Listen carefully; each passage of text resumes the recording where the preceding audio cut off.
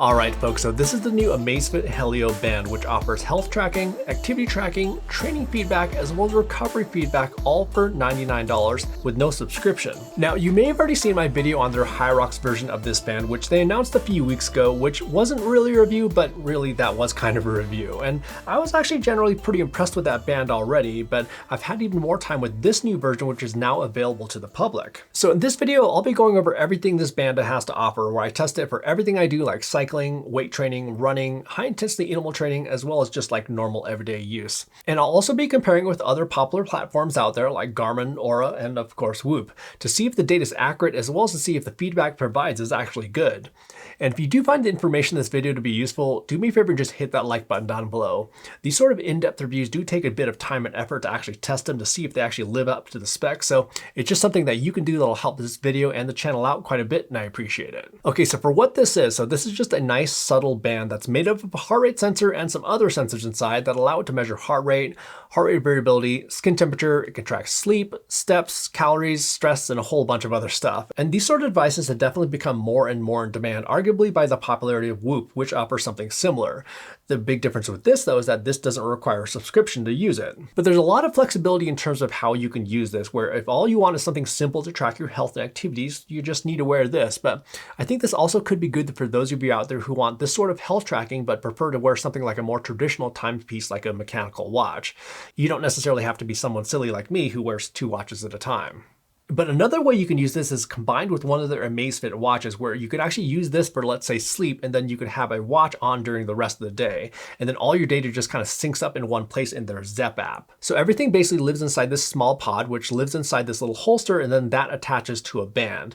The band attachment is basically a 22mm industry standard watch band attachment, but I found that only particular aftermarket watch bands work with this, and it mainly comes down to this little notch that they have where the band attaches. They haven't made any announcements in terms of any other bands that you can get, like any fancier bands or any other ways to wear it, like let's say a bicep band, but I was actually able to find a longer and stretchier watch band that barely fits around my arm, but I definitely hope to see other ways that you can wear this. And then for charging, so it uses a little magnetic charging puck which just snaps onto the back, and then you'll plug that into a USB-C cable, but do note that it doesn't come with a cable. And then for battery life, they say that it should last up to 10 days, and I've been trending more around that like 7 to 8 day mark, but I did turn like every feature on. But still, a week is pretty decent, I think. Now, in terms of the data that it can collect, as well as the feedback that it can provide, so there's all the stuff that we just talked about, like heart rate, resting heart rate variability, skin temperature, there's sleep tracking, calories, steps, as well as stress. But it also has to do about how they present this data to you, which may be more important actually, where they have 3 main concepts here when you first open the app: sleep, their biocharge metric, as well as exertion. Sleep is pretty self-explanatory, where it's basically how well you slept, whereas biocharge is their way of giving you an indication of your current energy level at a given point based on both previous training as well as how well you recovered during sleep. And then exertion is all based around your activity level and your workouts. So let's first start out with sleep, and then we'll move on to the other metrics. So when it comes to sleep accuracy, so the Helio band seems to do a pretty good job here when it comes to tracking the sleep duration, and it also compares pretty well to other devices when it comes to sleep stages for the most part. Now, sleep stages is kind of a tough thing to compare though, even with medical grade equipment being only around like 80% accurate, which is to say not terribly accurate.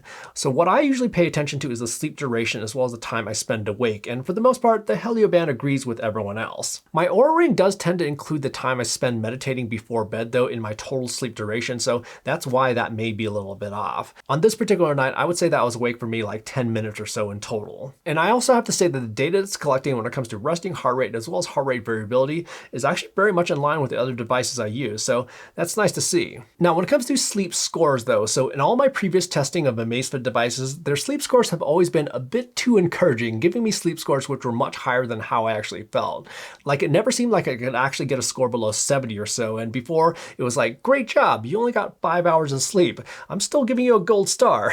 But I actually have been getting some pretty decent sleep lately, and it actually has compared well with my other devices. But the question is, how does it do on a bad night of sleep? Well, achievement unlocked. So on this night, which was indeed a terrible night of sleep, it gave me a sleep score of 27. And I'm not exactly sure sure if I should be proud of that or not for finally dipping below 70 on Amazfit's scale of sleep scores, but either way, it does seem like they actually may have been adjusting their sleep score algorithm to be a bit more realistic. Anyhow, then your sleep data gets fed into their biocharge number, which gives you a gauge of your current energy level, and this is very similar to something like Garmin's body battery metric. So in the morning, your biocharge number will likely be the highest due to just waking up and having just slept and recovered, but this biocharge number is a dynamic number that will change all throughout the day based on your activity level and workouts. So again, very similar to Garmin's body battery metric, where that's dynamic as well throughout the day. But this is going to be a little bit different than Whoop, where Whoop doesn't necessarily have a dynamic energy level monitoring metric throughout the day. They do have their strain metric, however, which measure activity level, but Whoop's strain is going to be similar to Amazfit's exertion. So with Amazfit's exertion, so this feature will actually give you a target each day, very much like Whoop's strain target, which is their suggestion of how hard you should go on a given day, and this number here is based on how well you recovered from sleep. So all this information is completely dynamic and does adjust accordingly. But in terms of whether or not this biocharge number works, well, I think it actually does, and the numbers also seem pretty realistic for me, and funny enough, they actually did align with what my Garmin was telling me as well. And with both daily activities as well as workouts, these will feed into your exertion, and each workout will actually be assigned an exertion value, which then gets accounted for in your biocharge number. And at the end of that day in that previous example, both my biocharge number as well as my Garmin body battery were basically in the tank at 5, and I definitely felt it. In any case, Amazfit's numbers do seem to be comparable to other platforms, so it doesn't seem to be just like a random number generator or anything like that. The other question is this data actually usable? Well, I actually think so for the most part, where all the numbers were giving me pretty accurate reflections of how I actually felt. Like we saw in some of those examples though, no device is going to be perfect, whether that's the Helio band or even my Oura Ring or my Garmin watch. Again, these numbers should provide a guide or maybe just back up how we actually feel, which is the most important thing. Now, all that feedback would kind of be meaningless if the data that it's collecting isn't solid, but as we saw from those sleep examples, that was actually pretty good data there. But how about workouts? So first up, we should probably talk about how we track workouts, and there's a few different ways that you can do this. So you can just wear your band all day long and not interact with the watch at all, and it'll still track your exertion. But then you can also enable an auto workout detection feature where it'll try to detect when you're working out. But for the most accurate data as well as the most metrics, you want to track workouts manually using one of their 27 different workout profiles that they have. And they have a mix of both outdoor and indoor workouts to choose from. So for indoor workouts, when you select one of these, let's say cross training, a screen will pop up showing your heart rate in the upper left-hand corner, some settings in the upper right-hand corner, like let's say text to speech for the high heart rate alerts, as well as keeping the screen on while your workout is happening. And then from there, there's the start button on the bottom. So then we can just go ahead and press start, and the workout starts with a timer, your heart rate, and then calories. You'll notice though that it can take a while sometimes to get an initial lock on a heart rate. So I think there's definitely some room for improvement there. And then for outdoor workouts like running, walking, and cycling, you can get even more data because the app can actually use your phone's GPS to collect distance, speed, and other metrics like elevation even. But do note that you will have to have your phone with you to get all this location data since the Helio strap itself doesn't have GPS. There is, however, a lot of empty space though on this interface, which I think could be used for a lot of different things, like let's say a heart rate graph over time, or possibly even displaying different heart rate zones. So there's definitely a lot of potential here with this workout interface to display more data. And then for the actual data it can collect for workouts, so with something like a high intensity interval training workout, it'll give your calories burned, average heart rate, training load, max heart rate, minimum heart rate, as well as time in different heart rate zones, as well as your training effect in terms of how that particular workout impacted you for aerobic or anaerobic training zones. When it comes to strength training workouts, so this is actually kind of impressive here, and I was really surprised that this could actually do this. So it can automatically track your reps and sets, but it can also attempt to identify what kind of exercise that you're doing. And the reason that this is impressive is that all you have to do is just press go and start your workout. During your workout, you don't have to do anything, and it does all this automatically in the background without you needing to interact with the band or the app for that matter. And in terms of rep counting, not bad overall, where on most of the sets it did pretty well, where it was like a rep or two off at most, but on many occasions it was actually spot on. When it comes to the exercise recognition, a bit more hit and miss here, but in all fairness, some pretty good hits where it did identify that I was doing bench press here for my first sets. It missed the boat on these bicep curls here. It nailed the lateral raises I was doing. It missed the incline benches here, as well as the seated chest press, but it did get the tricep push downs at the end. So it certainly missed some of those exercises, but there's like $400, $500, $600 watches or more that also miss some of those exercise recognitions. But you can go ahead and edit all these to choose the actual exercise that you're doing doing, edit the rep count if it was off, as well as track weight if you want to do that as well. But again, the reason that this is kind of impressive is that it's frictionless for the most part, where all you have to do is just start your workout and it does everything in the background. With something like a Garmin, so those watches require you to press a button every time you switch between sets and rest periods. And with Whoop, well, you actually have to manually build your workout in their strength trainer. With this, you may have to do some adjustment after the fact, but it's overall a pretty frictionless experience. And then for outdoor workouts, here's where you'll get more information. So for instance, on this outdoor bike ride here, it collects your distance, speed, elevation, gain, splits, as well as other standard workout information. And again, you do have to have your phone with you to get this information. Okay, so that's manually tracking activities, which I definitely do recommend, but you can also use its automatic workout detection feature where it can try to identify when you're working out, and then it'll have a record of your workout like you can see here.